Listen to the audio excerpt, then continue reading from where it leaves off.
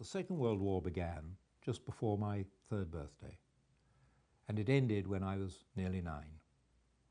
And I have vivid memories of it. I was evacuated during the war to Canada in the summer of 1940 with thousands of other children, and I came back to Britain in April 1944, just in time for the V-bombs, Hitler's secret weapon with which he hoped to destroy British morale entirely in the summer of 1944. I'd always wanted to write about the Second World War. I taught about the origins of the Second World War at Oxford, and I had met so many people who had fought in the war, many of whom became my good friends, my teachers, my colleagues at university. Writing about the war involved the war on land, at sea, in the air, in Europe, in Asia. And I tried in this book to weave together all the different wars, including the war of civilians, and the intelligence war, and the war of deception,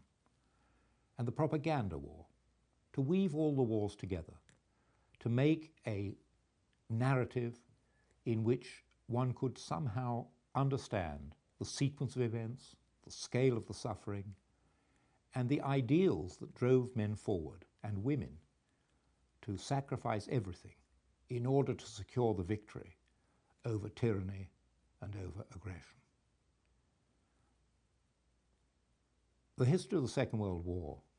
is illustrated by photographs which I selected from photographic archives all around the world, and also by maps which I drew specially for this volume to try to illustrate all the battles which I describe, and more importantly, every place mentioned in the book, however small, appears on one or other of the maps, so the reader can always find where he or she is in reading the story.